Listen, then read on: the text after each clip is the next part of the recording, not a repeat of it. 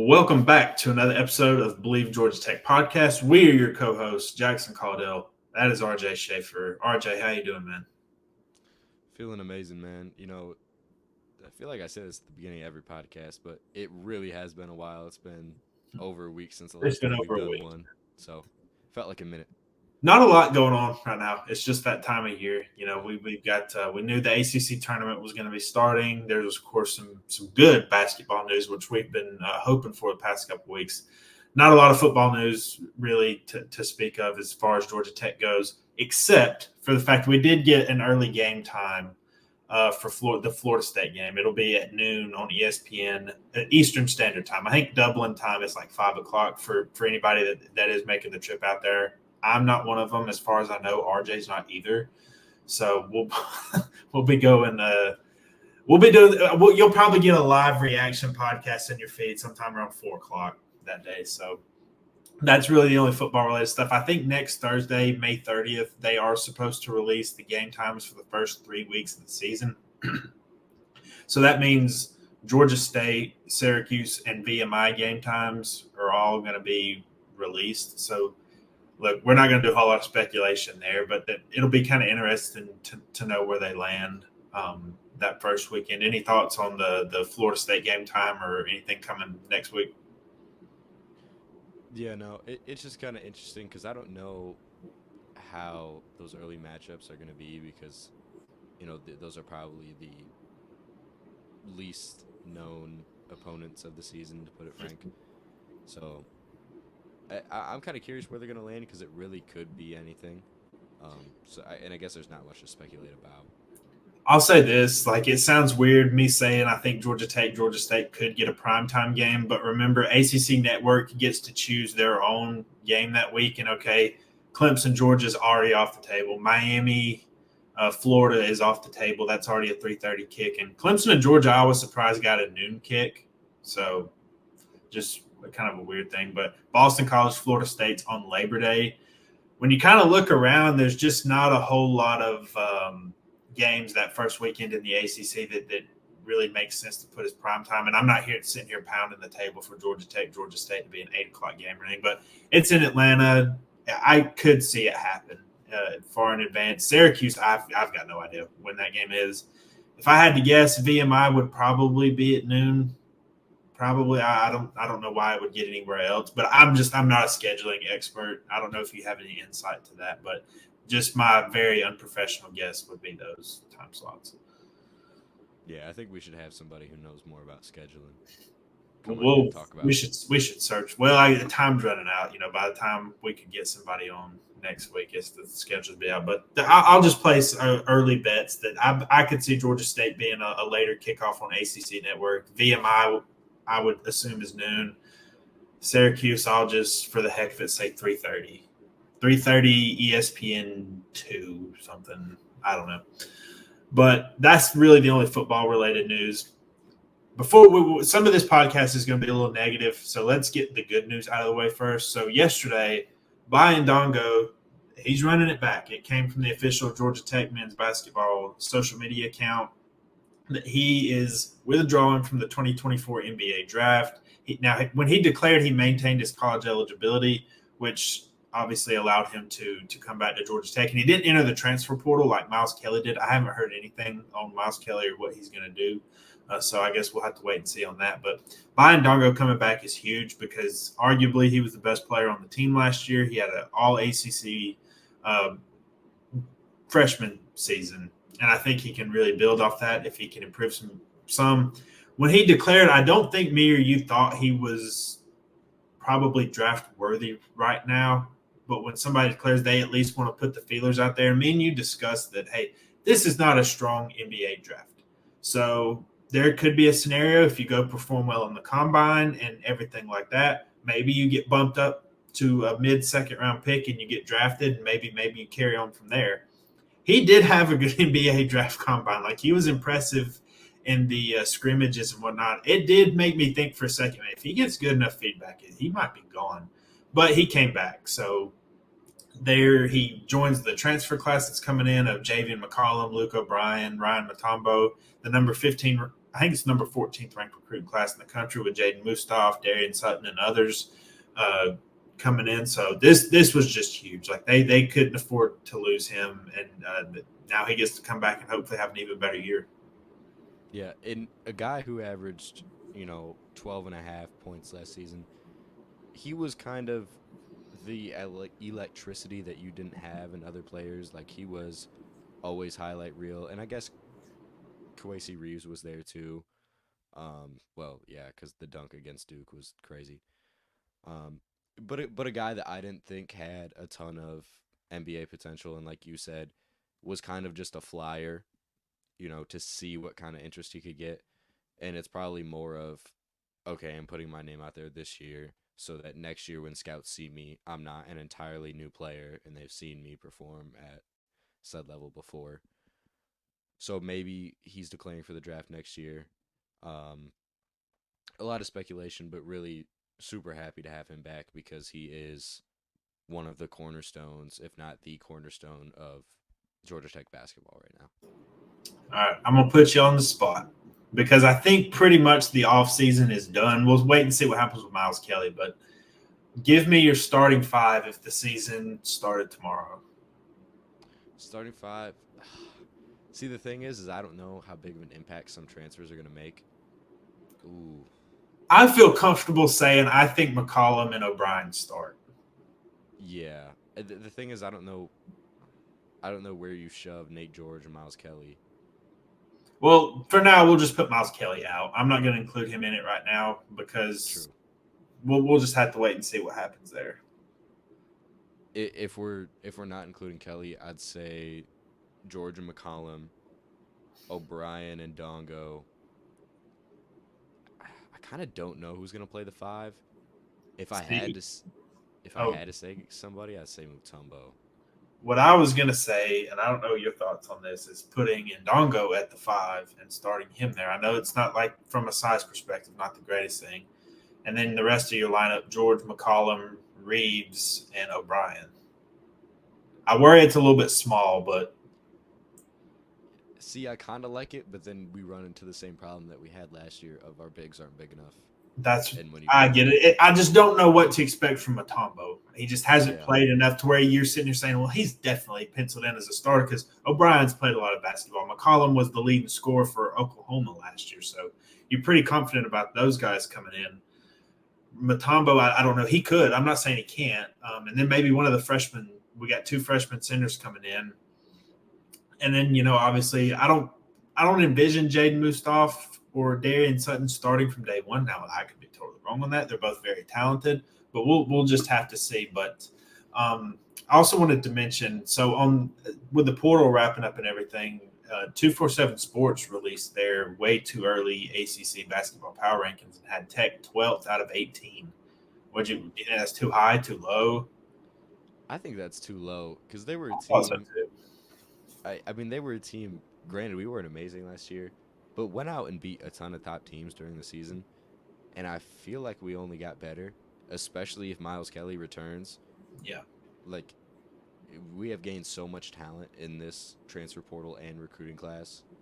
I'd, I'd say you have to have them top 10. I feel like I they would say I felt like 7 to 10 range was fine. Like I wouldn't go above that. I think to me, at least going into next year, I think there's a clear top two. Like Duke and North Carolina are probably going to be really, really good next yeah. year. And I know the ACC kind of gets crapped on a little bit too much. And then when it comes tournament time, all of a sudden NC State's in the Final Four and Clemson's in the Elite Eight. But I think like Duke had an absolutely insane recruiting class. Obviously, getting Cooper Flagg's a big help. Um, they did lose some guys in the portal too, but North Carolina's had a good offseason like they normally do. They had a really good team last year. Beyond those two, though, it's kind of up for debate. Like they had Miami number 3. I won't push back too much on that. They brought in some talent this offseason. They've also lost some.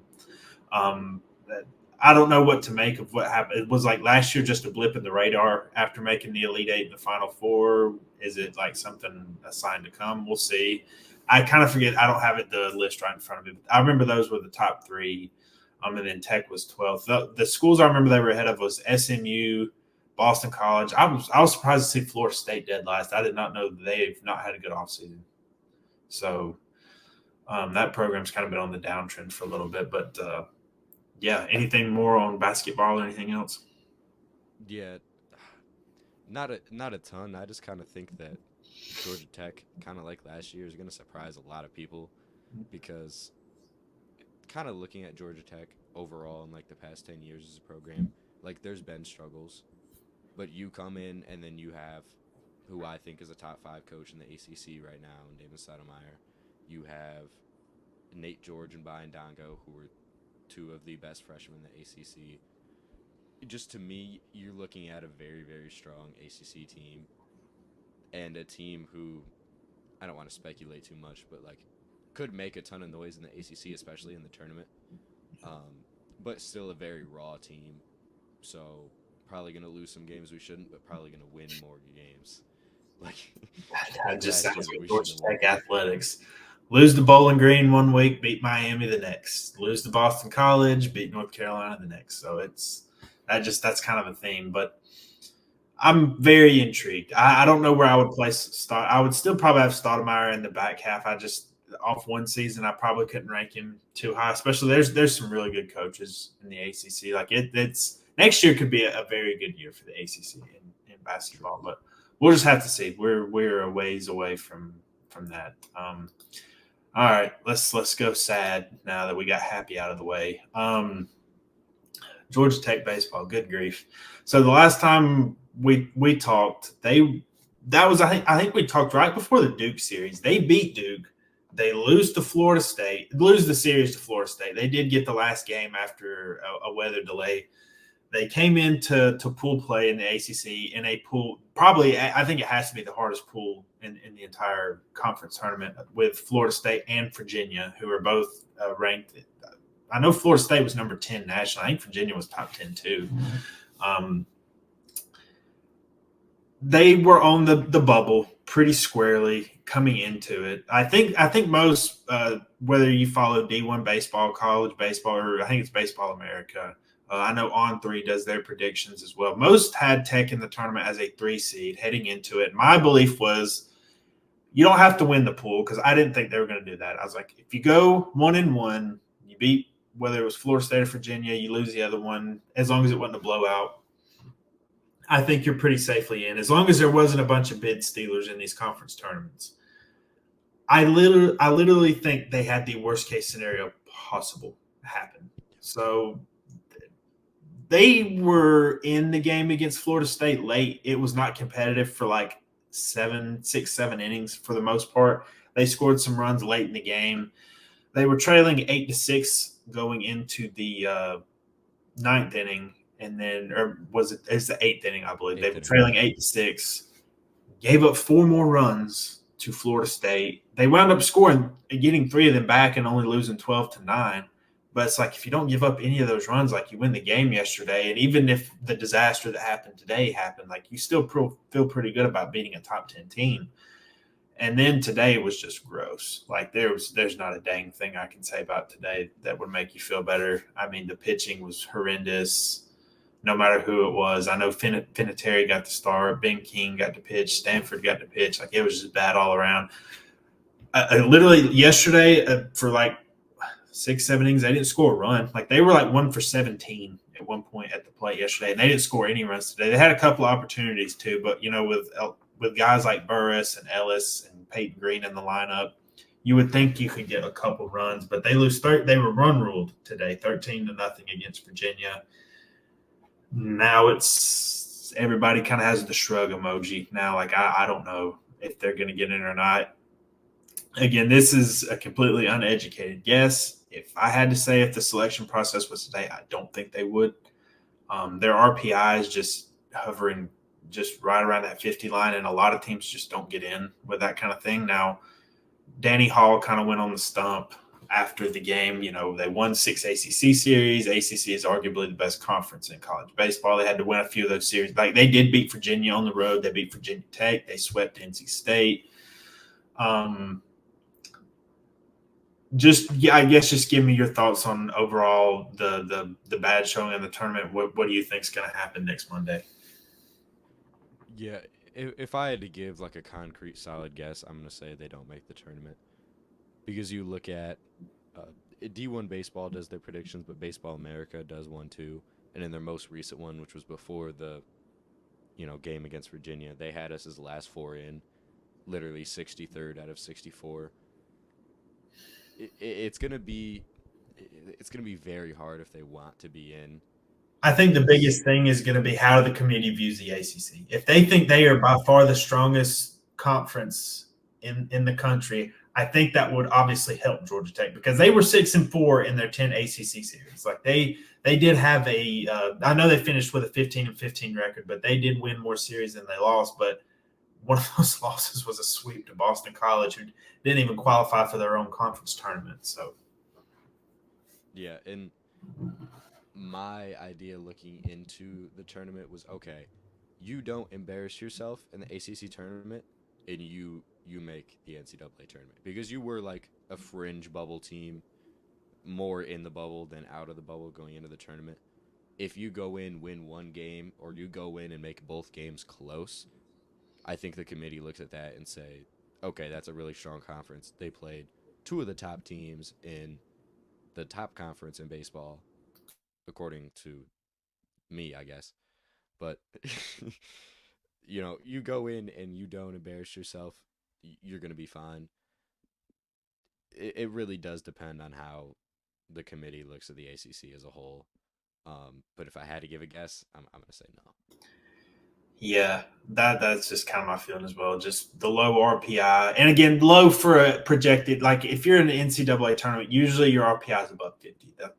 The last time I checked, it was like literally 50, and that's kind of low. But again, they did win 6 ACC series. They have some good wins. Like they have several good quad 1 and some quad 2 wins. So it's I don't feel certain that they're not going to get in, but it's just kind of my gut reaction right now. Maybe it's just because they looked so bad today, but I would probably say they're not getting in. Yeah, but the thing is, I wouldn't say it's impossible, right? Like, oh, for sure. If the committee, kind of values strength of conference and values strength of wins, I think you get in. The only problem is, you have some glaring issues in your resume. Like you have sweep Boston College, you have underperformed in your tournament, underperformed in the ACC tournament game. So I think it's going to be a hard decision, but yeah, I think it's wishful thinking to think that they'll make the tournament. Yeah, and somebody made the comment like they're going to be sweating, but he mentioned the fact that, and this is Aaron Fitt over at D1 Baseball. He mentioned the fact that Tech had won 6 of its 10 ACC series, 5 of their last 7. They played really well in the second half after not playing well at the beginning of the season, and like a number 50 RPI is like not totally crazy. Like it's not like you're making a big error. You're going kind of off the. You're kind of going out of your lane a little bit to let them in. Like a number 50 RPI is not like the worst in the world. They are literally squarely on the bubble. Like you could not be more on the bubble than what Georgia Tech is right now, I think. And they have a good mixture of just some good things and then some bad things. But I believe the selection show is Monday at noon, if I'm remembering correctly. So that's when it'll be solved then. That's kind of all I got right now. Do you have anything more on baseball? No, not really. Okay. Well, that's our show for today. Not a ton to talk about right now, but and not a ton of happy things to talk about, I guess, right now. But we're going to come to you with an episode on Monday, whether they make the tournament or not. Just kind of discuss that as a whole. If anything, anything breaking happens, we will definitely be on that. Like we always say, if you're watching on YouTube, we would appreciate a like on the video, subscribe to the channel. Helps us out a ton. We love doing content for the Georgia Tech community. Really, really appreciate all the feedback that we get. If you're listening on podcast form, just give us a review, 1 star, 5 stars. Just let us know how we're doing and how we can improve. And like we said, we like getting that feedback and making the podcast better. But anything else out of you, RJ? That's all I got. Okay. Well, we will see you guys next time. Thank you for listening to Bleav Georgia Tech, and we will see you next week.